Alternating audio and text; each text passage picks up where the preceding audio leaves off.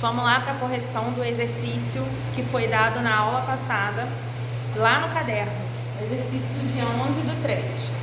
Então, na número 1, ele queria saber o que era taxa de natalidade. Taxa de natalidade é o número de nascidos vivos em um território. Ou seja, a quantidade de pessoas que nascem em um território é chamado de taxa de natalidade. No 2, quer saber o que é taxa de mortalidade. Taxa de mortalidade é o contrário, né, da número 1. Se a taxa de natalidade é a quantidade de nascidos vivos em um território, a taxa de mortalidade é a quantidade de pessoas, né, que morrem, ou seja, é o número de mortes em um território. Já a número 3 está assim: o que é o saldo das migrações internacionais? Saldo das migrações internacionais nada mais é do que a diferença entre a quantidade de emigrantes e imigrantes do país.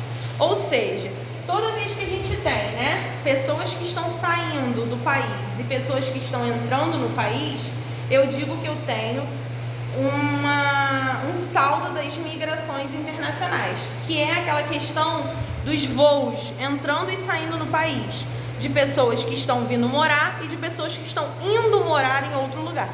Então, quando eu tenho, né, essa entrada e saída de pessoas vindo morar aqui e indo morar em outro lugar, eu digo que eu tenho o saldo das migrações internacionais.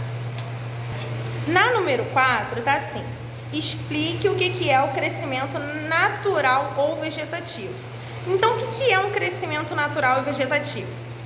É a diferença entre a taxa de natalidade e a taxa de mortalidade. Ou seja, quando você quiser saber o que é um crescimento natural da população, né, ou um crescimento vegetativo da população, significa que é a diferença, né, da quantidade de pessoas que nascem e da quantidade de pessoas que morrem. Essa diferença a gente chama de crescimento natural ou vegetativo. Na número 5, estava assim: com base no último censo de 2015, quais são as unidades federativas mais povoadas? Essa questão também estava no livro de vocês.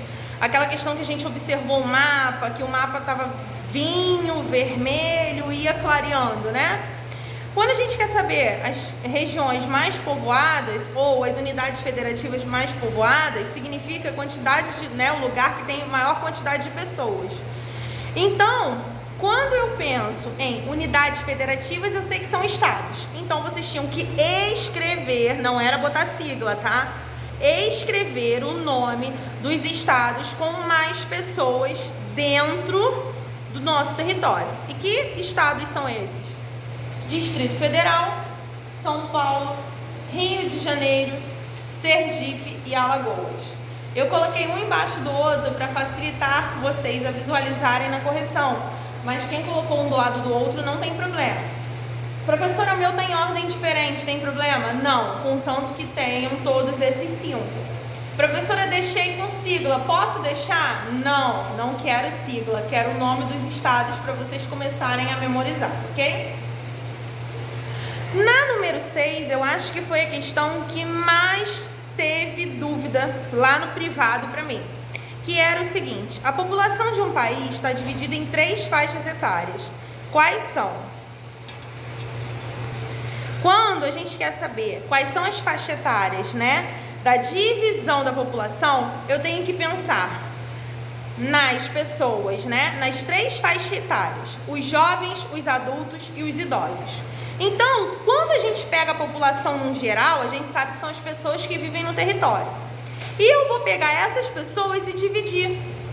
Não é à toa que a gente sabe, né, que quando chega naquela faixa acima dos 60 anos, as pessoas têm algumas prioridades, né? E por que tem algumas prioridades? Por que as pessoas têm essas prioridades? Exatamente por esses motivos, por conta da divisão. Então, vamos prestar atenção aqui. Quem não colocou essa divisão com a idade do lado, coloquem e nunca mais esqueçam. Falou sobre a divisão da população em faixa etária é idade. Então, você vai escrever jovens até os 19 anos. Então, todos vocês são jovens. Adultos de 20 a 59 anos. E os idosos de 60 anos para cima. Ou seja, quando vocês forem ao cinema e lerem lá, faixa etária, 12 anos, vocês já vão ter como saber, já vão saber que só pode assistir aquele filme acima de 12 anos ou se tiver com um responsável adulto. Então, faixa etária vai estar sempre relacionada à idade, ok? E as 3 faixas etárias da população são essas daqui. Na número 7, ele queria saber quais são os fatores que contribuem para o envelhecimento da população. Envelhecimento da população é o que está acontecendo aqui no Brasil. As pessoas estão envelhecendo mais, né? Estão chegando a 80, 90 anos, porém, a quantidade de pessoas que nascem parou, ela estabilizou. Ou seja, poucas pessoas estão nascendo e as pessoas que estão vivas estão durando muito tempo. Tanto que quando houve essa reforma da Previdência aí, uma, né, das características para que ocorressem essa reforma da Previdência era o quê? Porque a população está envelhecendo, está chegando aos 80, aos 90 anos, automaticamente são aposentados e o que está acontecendo? As pessoas que trabalham hoje em dia e que estão na ativa precisam trabalhar mais para que haja a garantia, né, da aposentadoria para quem está aposentado em casa. E quando a gente pensa, né, nesses fatores que contribuem para o envelhecimento da população, é exatamente isso. As pessoas estão durando mais tempo, né, estão ficando mais tempo vivas. Então, a diminuição no número de nascimentos e o aumento da expectativa de vida são os fatores que contribuem para o envelhecimento da população. Isso quer dizer que as pessoas estão vivendo cada dia mais. E isso, é claro, devido à qualidade de vida, devido à quantidade, né, de vacinas que surgem aí para doenças que antigamente erradicavam a população. Então, automaticamente, as pessoas envelhecendo, né, mais, você tem uma expectativa de vida maior. Na número 8 está assim: quais são as principais causas dos fluxos migratórios? Isso aí vocês já estão cansados de saber, porque a gente já fez tanto essa questão que vocês já sabem fazer de olho fechado.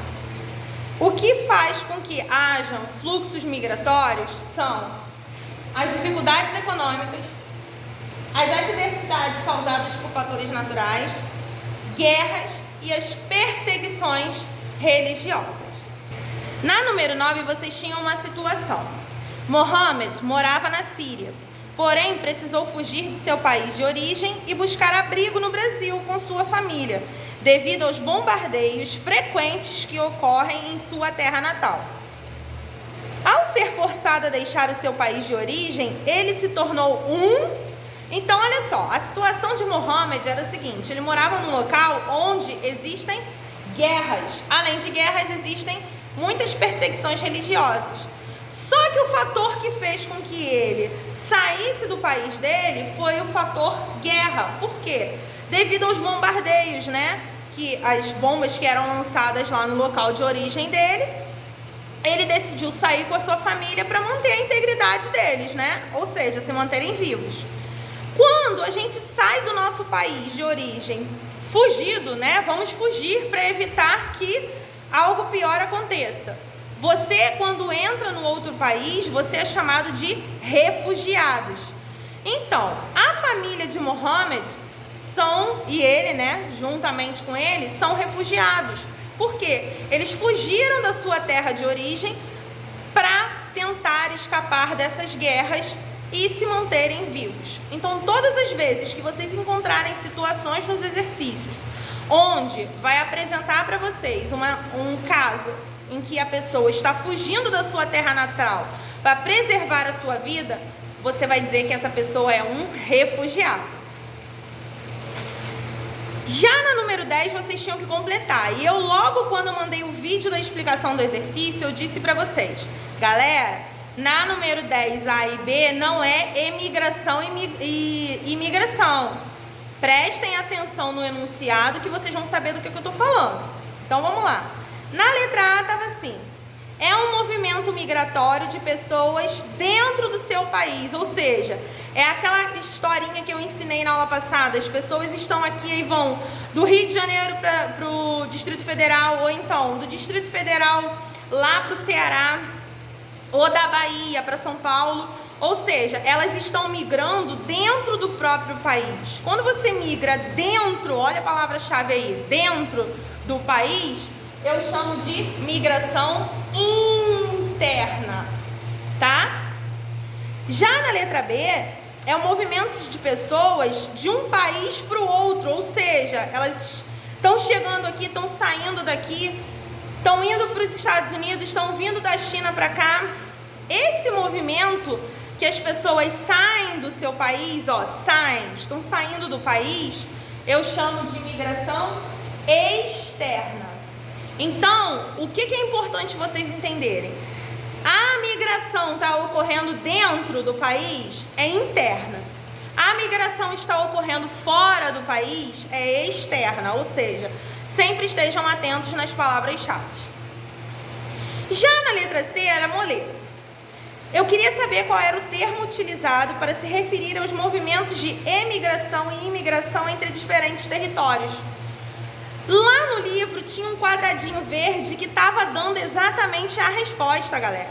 Então, quando eu tenho os movimentos de emigração e imigração entre diferentes territórios, ou seja, quando eu tenho entrada e saída de pessoas de vários países, saindo do Brasil para ir para os Estados Unidos, saindo do Canadá e vindo para o Brasil, saindo do México e indo para a China, saindo da França e indo para a Alemanha. Quando você tem essa modificação de pessoas, né, saindo de um lugar para o outro, entre países diferentes, você tem o que a gente chama de fluxos migratórios. Ou seja, quando a gente se refere a toda essa movimentação de pessoas dentro e fora do país, você tem os fluxos migratórios. Ok? Então agora vocês vão fazer a correção, dar os certinhos e logo em seguida a gente vai começar a matéria de hoje, ok? Beijos!